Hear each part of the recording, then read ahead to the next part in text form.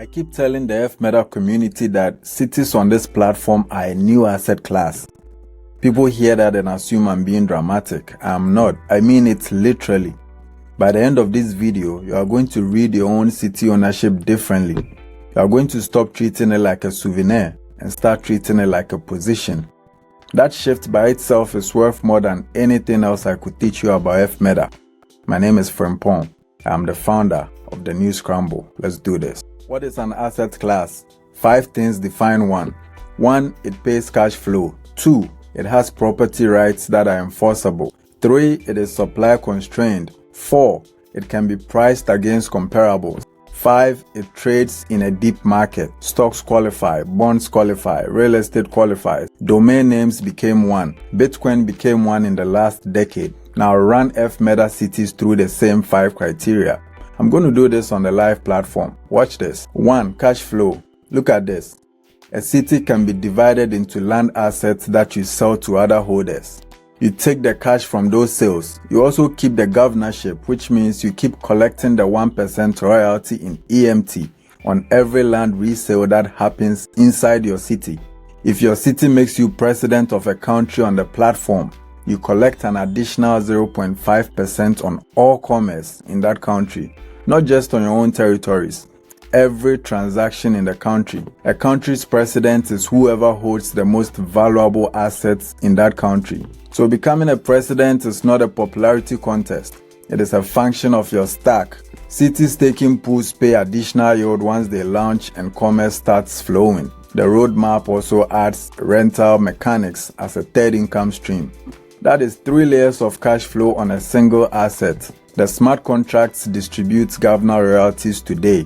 If you do not know what a smart contract is, it is a digital agreement that is enforced by code without any human intervention. Phase 2 commerce, taking pools and rentals are on the roadmap. 2.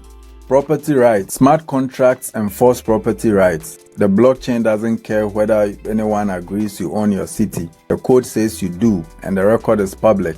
That is how property rights work in this context. 3. Supply is constrained by design. EarthMeta is capped at roughly 200,000 cities tiered by GDP, population, tourism, and religious influence. That is the ceiling. There will not be more.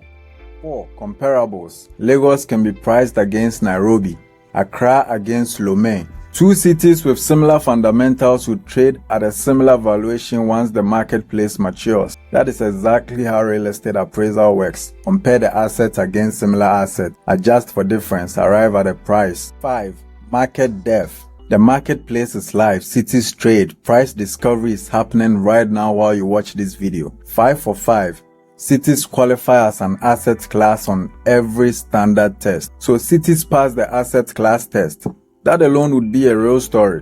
But there's one thing that puts cities in their own category. Cities and land parcels are programmable. A governor can program quests, games, and commerce loops on top of their territory. A governor can run their own city staking pool. A governor can issue their own currency on top of EMT. Real estate cannot do this. Stocks cannot do this. Bonds cannot do this. A Manhattan office building is real estate. An EarthMeta city acts as real estate plus a payment processor account plus a domain name plus a treasury fused into one programmable object on the blockchain. That is the entire thesis. If you are holding cities on EarthMeta right now, you already understand something that most people do not. You saw the platform early. You took a position. That matters. What I'm offering you in this video is the lens that turns that position into an asset class. You can hold your cities as a flag, as a piece of cultural pride, as a claim to a place that means something to you. I hold mine the same. I bought Accra because of what it means to me, not just because of what it could earn. The thesis I'm giving you does not replace that. It adds a layer on top. Start asking the questions a real estate investor would ask about your territory. What is the cap rate going to look like once commerce activates? What is the foot traffic profile of the physical city you map to? What kinds of apps are likely to want to anchor here when the developer ecosystem matures? Which neighbors on the map are going to drive activity to your borders. You can start practicing this lens today with what is already live. I wrote the new Scramble to teach exactly this lens. If you own a city, you are an early holder of a new asset class. That sentence will be obvious in 5 years. Right now, it is still rare. The viewers who understand this are the ones who build the playbook the rest of the community will eventually follow. Validation is expensive. Speed beats perfection in a scramble. I'll see you on the next one.